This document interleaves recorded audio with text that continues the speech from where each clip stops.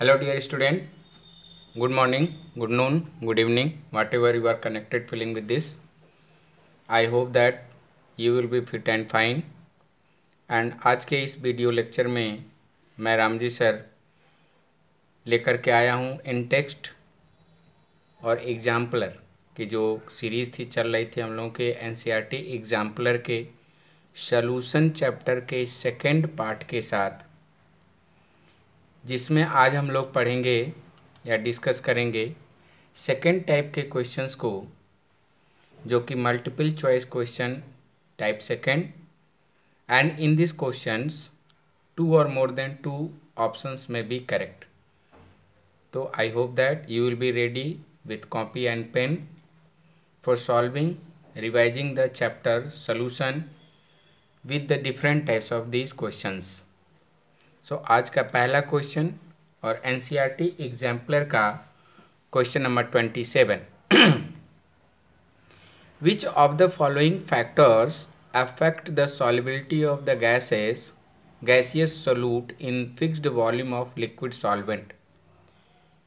सो इस क्वेश्चन के अंदर सॉल्युबिलिटी ऑफ गैसेस के ऊपर डिस्कस करना है। दिया हुआ है nature of the solute, temperature and the pressure. Options are A and C at the constant temperature, A and B at the constant pressure, B and C only, or option 4th है C only. So before going to be solve this question, we will discuss about the factors affecting the gaseous solute, the solubility of the gaseous solute. So solubility of the gaseous solute depends on the 3 factors, my dear student. पहला है nature of solute, दूसरा है temperature and तीसरा है pressure. सो इसमें option जो दिए हुए हैं हमारे पास वो है A and C at the constant temperature and A and B at the constant pressure. तो तीनों ही फैक्टर जो है nature of solute, temperature and the pressure, तीनों ही फैक्टर्स जो है गैसियस सोल्यूट के सॉल्युबिलिटी को डिसाइड करते हैं। तो यदि कांस्टेंट प्रेशर रखेंगे तो nature of solute as well as temperature will decide the solubility of the gas, and if temperature will remains constant तो nature of solute and pressure this also be decide the solubility of gas into the solution. तो इस 27 का जो correct option है multiple choice second type का है, जिसमें 2 options correct हो सकते हैं। तो इसका जो करेक्ट ऑप्शन है A and C at the constant temperature, A and C that is the nature of solute and the pressure at the constant temperature, as well as A and B at the constant pressure। यदि pressure को constant रखेंगे तो nature of solute and temperature will be.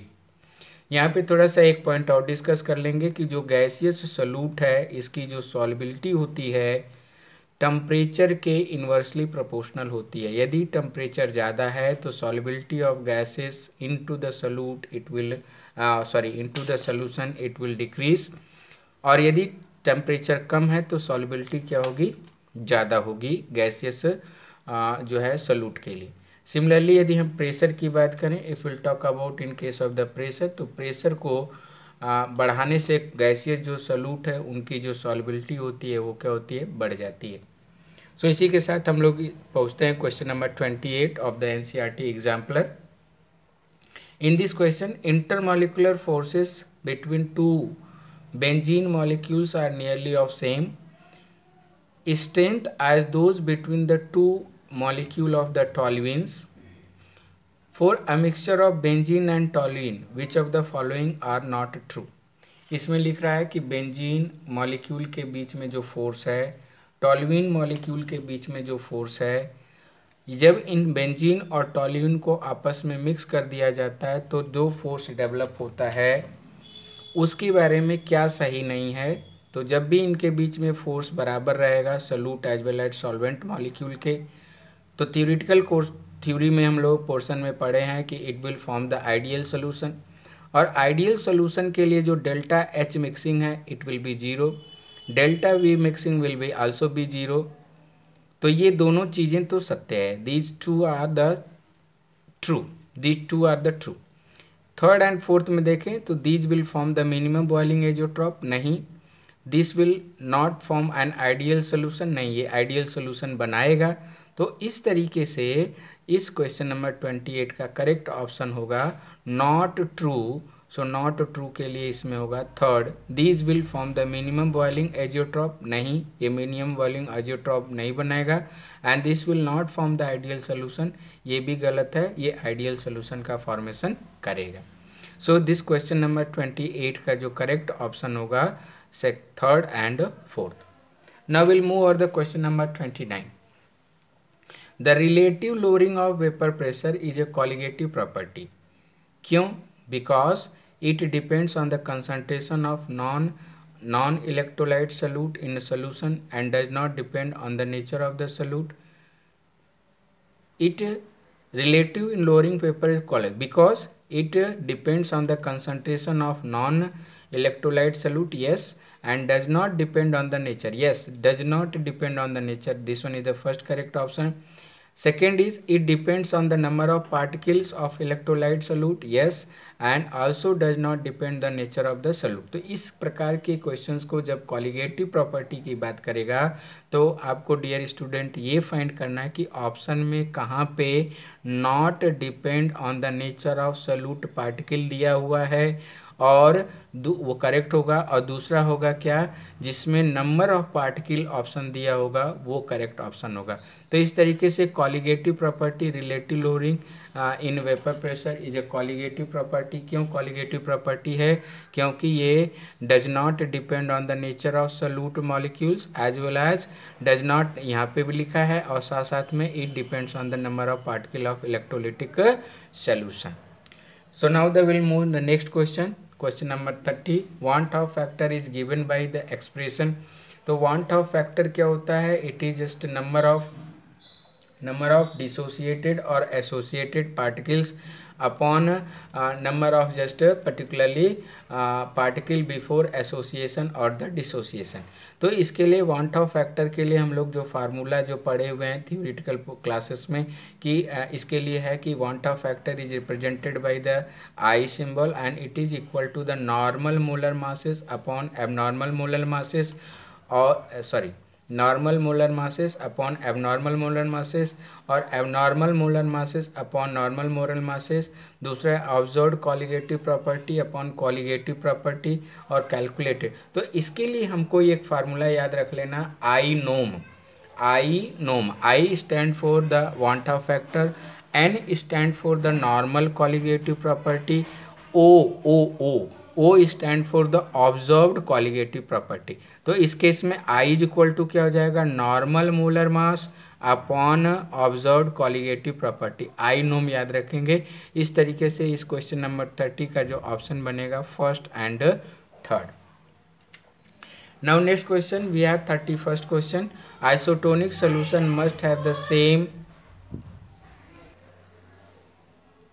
So next question, isotonic solution must have the same क्या, solute density, elevation in boiling point और depression in freezing point। तो इसका correct option होगा isotonic solution will have the same density as well as the elevation in boiling point। Next question we have question number 32, which of the following binary mixture will have the same composition in liquid as well as vapor phase। Same composition in liquid, तो किसका होगा, जो azeotropic mixture बनाएगा, और azeotropic mixture कभी भी ideal solution नहीं बनाते हैं, इस बात का ध्यान रखना है। तो इसमें से benzene and toluene ideal solution बनाता है, एन हेक्सेन और एन हेप्टेन आइडियल सोल्यूशन का फॉर्मेशन करते हैं। तो इस तरीके से इसका जो करेक्ट ऑप्शन बनेगा second and third, water and nitric acid and water and ethanol, ये हमेशा जो है एजियोट्रॉपिक मिक्सचर बनाएंगे। और एजियोट्रॉपिक मिक्सचर के अंदर जो कंपोजिशन होता है लिक्विड एंड वेपर फेज वो दोनों में बराबर होता है। तो इसका क्वेश्चन नंबर 32 का आंसर बनेगा second and third. In isotonic solution, very good question, in isotonic solution solute and solvent both are the same, osmotic pressure is same, yes ये सही है। सोल्यूट एंड सॉल्वेंट मे और मे नॉट बी सेम, ये भी सही है। Solute is always same but solvent will not be. तो इसमें सोल्यूट और सॉल्वेंट का कोई भी ऑब्जेक्शन नहीं है, कोई रिस्ट्रिक्शन नहीं है। ऑस्मोट आइसोटोनिक सोल्यूशन के अंदर ऑस्मोटिक प्रेशर सेम होना चाहिए एंड सॉल्यूट और सॉल्वेंट में और मे नॉट बी सेम, ये डिपेंड नहीं करता है। तो इस तरीके से हमारा सेकेंड और थर्ड दो करेक्ट ऑप्शन बनेंगे in isotonic solution. Now will move over the question number 34 for the binary ideal liquid solution variation in total vapor pressure versus the composition of the solution is given by this curve। तो इसमें जो है जो vapour pressure straight line, देखिए इसमें straight line जो मिलेगा curve में, वही ग्राफ आइडियल सोल्यूशन के लिए क्या होगा, सही होगा। तो इस तरीके से इस 4 ग्राफ में से 1 2 3 4 में से फर्स्ट एंड फोर्थ ग्राफ क्या है, सही है। फर्स्ट एंड फोर्थ ग्राफ क्या है, सही है फॉर द आइडियल सोल्यूशन। अगला क्वेश्चन हमारे पास 35, colligative properties are observed when a non-volatile solute is dissolved in volatile liquid, बात सही है। when non-volatile liquid is dissolved in another volatile liquid, ये भी बात सही है। Gas is dissolve in non वोला, नहीं, ये वोलाटाइल है। वोलाटाइल लिक्विड कभी भी जो है कॉलिगेटिव प्रॉपर्टी को शो नहीं करते हैं, वोलाटाइल सॉल्यूट कभी भी कॉलिगेटिव प्रॉपर्टी को नहीं शो करते। तो इस तरीके से हम लोग ध्यान रखेंगे। 35 के आंसर में बनेगा colligative property non volatile solute के द्वारा या नॉन वोलाटाइल जो है लिक्विड के द्वारा जो है ऑब्जर्व या एग्जिबिट किया जाता है। तो क्वेश्चन नंबर 35 का option first and second. Now with this will move over the third type of the question answer what were mention into the NCERT exemplar, जो कि शॉर्ट टाइप आंसर है, short answer type questions हैं और इसको हम लोग 1 bye 1 जो है इसको सीखेंगे। मैं एक बार दोबारा रामजी सर आपका इस चैनल पे स्वागत करता हूं। बच्चों धीरे धीरे आप जो एनसीईआरटी एक्सरसाइज के एग्जाम्पलर के जो है क्वेश्चंस हैं, MCQ, multiple choice, first type, second type, assertion reason, matching the following, धीरे धीरे डे बाय डे आप लोग करते रहेंगे तो आपके लिए बोर्ड के अपकमिंग बोर्ड में जो है आसानी हो जाएगा, आप बढ़िया से बढ़िया मार्क्स स्कोर कर सकते हो। तो आइए हम लोग जो है नेक्स्ट टाइप के क्वेश्चन पे पहुँचे। तो आज है क्वेश्चन इसका जो है 36, question number 36। Components of binary mixture of two liquids A and B were being separated by the distillation. After the some time separation of component stopped and composition of vapor phase becomes same as that of the liquid phase. Both components are started coming in distillate. Explain why this happened. इस question का कहने का मतलब क्या है कि दो mixture हैं ए और बी लिक्विड के और इनको जो है डिस्टिलेशन के द्वारा सेपरेट किया जाता है, लेकिन कुछ समय के बाद डिस्टिलेशन के अंदर, डिस्टिलेशन प्रोसेस के अंदर जो है डिस्टिलेट यानी जो लिक्विड मिक्सचर है उसमें ए और बी दोनों ही आने लगते हैं। तो ऐसा क्यों होता है, तो इसके लिए समझने के लिए देखिए यहाँ पे मैंने आंसर भी लिख दिया है ताकि आप आसानी से इस चीज़ को समझ पाओ। Since both the components are appearing in distillate and composition of liquid and vapour phase is same, this shows that liquid have formed azeotropic mixture and hence cannot be separated at this stage by the distillation process। My dear student, मैं आपको suggest करूंगा कि इस video को आप pause करके, रोक करके और इस क्वेश्चंस के आंसर को, जो शॉर्ट टाइप के क्वेश्चंस के आंसर हैं उनको आप एक बार अपने से कॉपी करेंगे और कॉपी करने के बाद समझेंगे और समझने के बाद उस आंसर को अपने आप लिख करके बनाने की कोशिश करेंगे, जिससे कि आपको ज़्यादा से ज़्यादा बेनिफिट मिल पाए। ठीक है, तो इस क्वेश्चन का आंसर क्या कह रहा है कि चूँकि डिस्टिलेट में ए और बी दोनों ही आने लग रहे हैं, इसका मतलब क्या हुआ कि वो जो है एजियोट्रॉपिक मिक्सचर का फॉर्मेशन कर लिए हैं और एजियोट्रॉपिक मिक्सचर को के जो कंपोनेंट हैं उनको हम सिंपल डिस्टिलेशन मेथड द्वारा सेपरेट नहीं कर सकते हैं। इस बात का याद रखना है। Now the question number 37 explain why on addition of 1 molar of NaCl to 1 liter of water the boiling point of water increases while addition of 1 mole of methyl alcohol to 1 liter of water decreases its boiling point।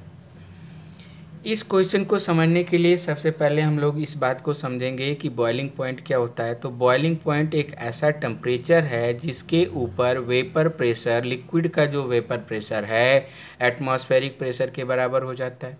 इतना समझ में आया? ठीक है, तो यदि vapour pressure बढ़ जाता है, इंक्रीज कर जाता है, तो एटमॉस्फेरिक प्रेशर को टच करने में कम ही जो है हमको हीट करना पड़ेगा, कम ही सॉल्यूशन को हीट प्रोवाइड करना पड़ेगा।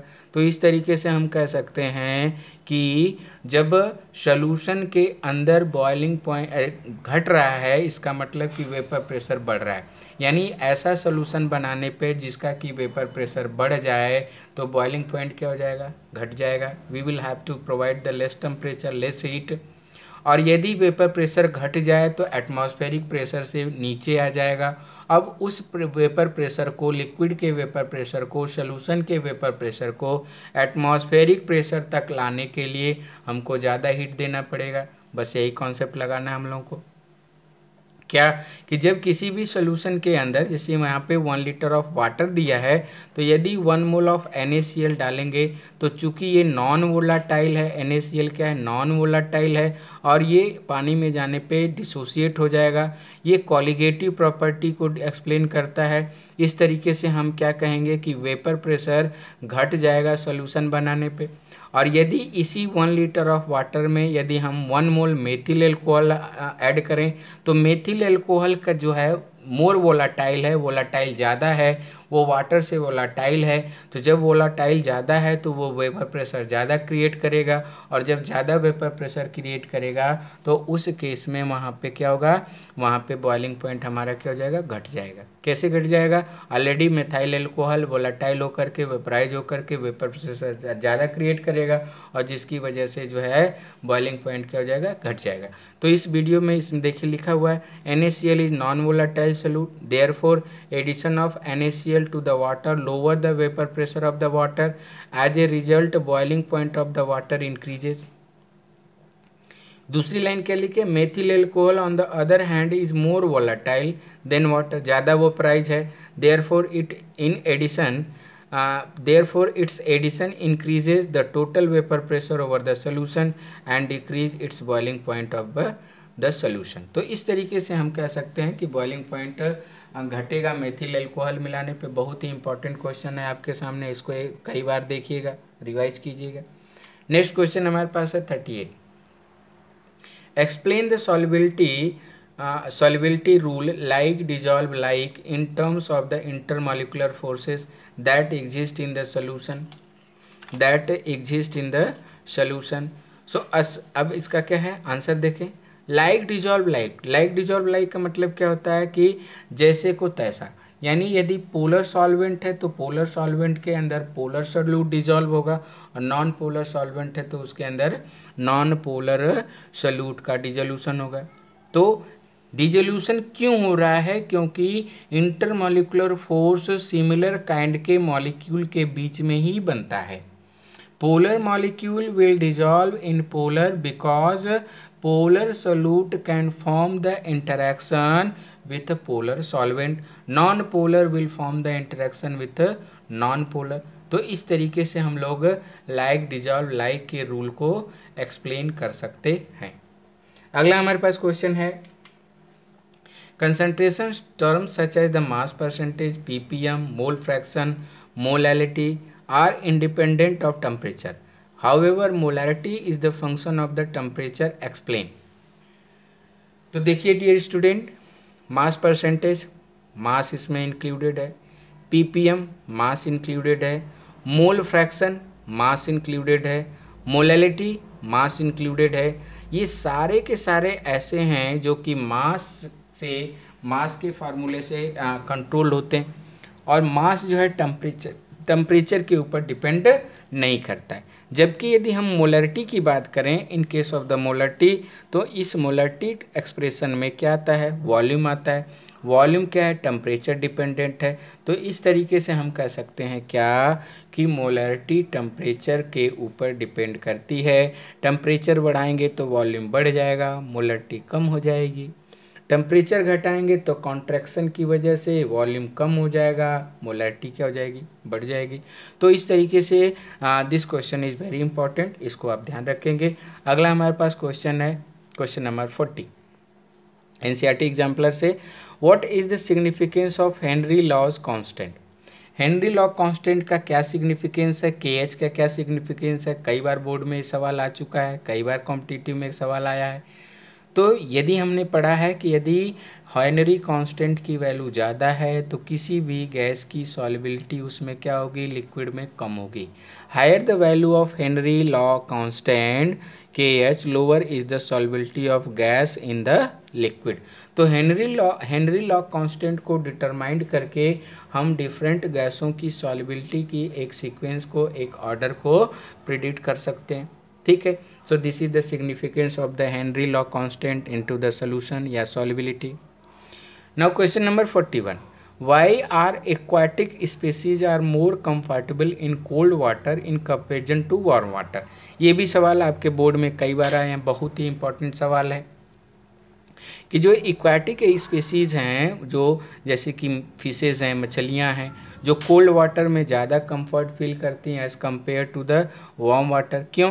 क्योंकि हमको पता है कि ऑक्सीजन जो है गैस वाटर के अंदर सॉल्युबल होती है, ये और यही सॉल्युबल गैस को जितने भी एक्वाटिक एनिमल्स हैं उसको जो है कि रेस्पिरेशन के थ्रू अपने काम में लाते हैं। तो यदि टेम्परेचर ज़्यादा होगा तो ऑक्सीजन क्या होगी, लेस सॉल्युबल होगी गैस जो है वाटर के अंदर, और यदि टेम्परेचर कम है तो that gas, oxygen gas, it will be more soluble into the water और एक्वाटिक स्पीसीज के लिए क्या हो जाएगा, कंफर्टेबल हो जाएगा। तो यही कारण है कि यदि पानी गर्म है या गर्मी के दिनों में जो है मछलियाँ या एक्वाटिक एनिमल्स हैं वो क्या होते हैं, they we are feeling very less comfort. आगे बढ़ते हैं। नेक्स्ट क्वेश्चन हमारे पास 42 है। This one is very very important. Again the application of Henry law पूछा गया है। Explain the following phenomena with the help of Henry law. पहला कह रहा है painful condition known as bends. इन तीनों सवालों में से एक सवाल निहायती रूप से आपके जो है एनुअल एग्जाम में, बोर्ड एग्जाम में क्वेश्चन पूछा जाएगा, आई एम वेरी श्योर। तो इसमें पहला सवाल है, देखिए ध्यान से, कह रहा है कि painful condition known as the bends. ये बेंड्स क्या है, तो एक्चुअली जितने भी डाइवर्स होते हैं, सी डाइवर्स, गोताखोर होते हैं, जब वो नीचे पानी में जाते हैं, समुद्र के अंदर जो है पनडुब्बी लेकर के, अपना जो है मरीन लेकर के अंदर जाते हैं, तो वहाँ पे जो है प्रेशर बढ़ने की वजह से, जब नीचे नीचे जाते हैं तो वहाँ पे प्रेशर बढ़ेगा। प्रेशर बढ़ने की वजह से ऑक्सीजन गैसों के साथ साथ बहुत सारी ऐसी जो गैस हैं जैसे कि nitrogen is very toxic for the human being, for the life. और यदि प्रेशर बढ़ता है तो साथ साथ में ऑक्सीजन के साथ साथ नाइट्रोजन भी जो है डिजॉल्व होने लगती है ब्लड में, और जब ब्लड में डिजॉल्व होती है तो जिसकी वजह से जो है पेनफुल जो है इफेक्ट नज़र आता है। तो जब कभी भी जो कंप्रेस्ड गैस सिलेंडर्स लेकर के डाइवर्स जाते हैं, गोताखोर नीचे जाते हैं, तो उसके अंदर एक सूटेबल हीलियम, ऑक्सीजन और जो है इन गैसों का मिश्रण होता है, मिक्सचर होता है, जिसको कि वो ऑक्सीजन सिलेंडर के फॉर्म में लेकर के जाते हैं और जो है एक पर्टिकुलर जो है उस कंसंट्रेशन पे नाइट्रोजन डिजॉल्व ना हो पाए ब्लड में, तो इसीलिए इस प्रकार के एप्लीकेशन को सिलेंडर के फॉर्म में लिया जाता है। दूसरा है feeling of weakness and discomfort in breathing at the high altitude. कह रहा है इसमें हेनरी लॉ को लगाइए। तो जैसे हम हाई एल्टीट्यूड, ऊंचाई पे जाते हैं तो प्रेशर क्या होता है, कम होने लगता है।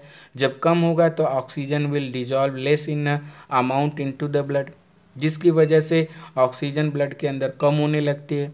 और जो है कि वहाँ पे जो टूरिस्ट होते हैं, माउंटेनर होते हैं, जो माउंटेन ट्रैवलर होते हैं, वो वीकनेस और डिस्कम्फर्ट का जो है कि फीलिंग करने लगते हैं। तो यहाँ भी हेनरी लॉ लग रहा है।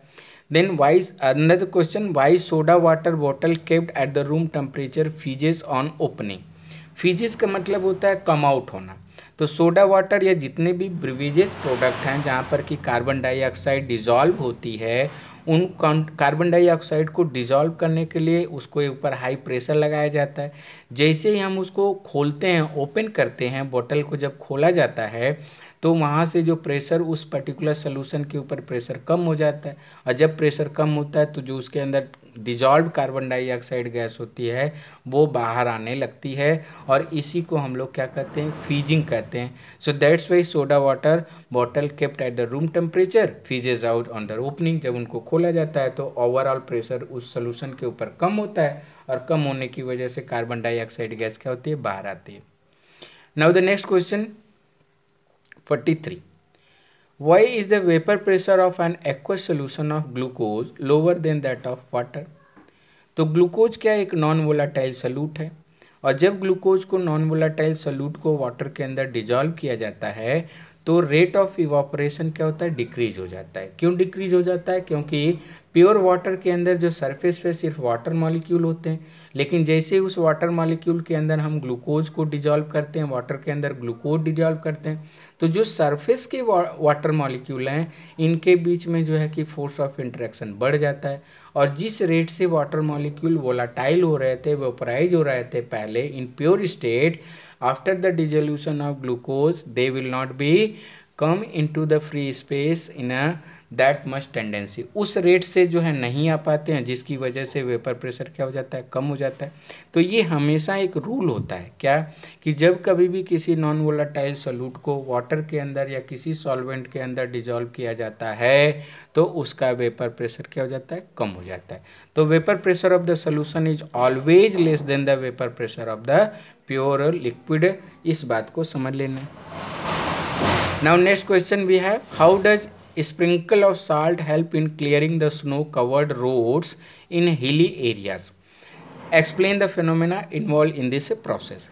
कह रहा है क्वेश्चन कि हिली एरिया में, जो पहाड़ी एरिया में जनरली जो ठंडी के दिनों में बर्फ़बारी होने की वजह से पूरा जो रोड होता है बर्फ़ से कवर हो जाता है, तो उसको हटाने के लिए यदि हम मैन पावर लगाएं या फिर इस तरीके से जो है मशीन लगाएं तो उसमें बहुत ही टाइम और वेस्ट ऑफ एनर्जी होता है। तो इसलिए क्या किया जाता है कि रोड पे जो है, उस पे जो है जो ढका हुआ एरिया है रोड का, उस बर्फ़ पे नमक छिड़क दिया जाता है, साल्ट छिड़क दिया जाता है, जिसकी वजह से क्या होता है कि उसका जो फ्रीजिंग पॉइंट है वो क्या हो जाता है, डिप्रेस्ड हो जाता है। यानी उस पर्टिकुलर जैसे डिप्रेशन इन फ्रीजिंग पॉइंट, जो कि एक कॉलिगेटिव प्रॉपर्टी, जब भी नमक मिलाएंगे तो नमक क्या एक नॉन वोलाटाइल है, जो वोलाटाइल नहीं होगा, जिसकी वजह से कॉलिगेटिव प्रॉपर्टी क्या हो जाएगी, उसकी फ्रीजिंग वाली जो टेम्परेचर का डिप्रेशन इन फ्रीजिंग पॉइंट और नीचे चला जाता है।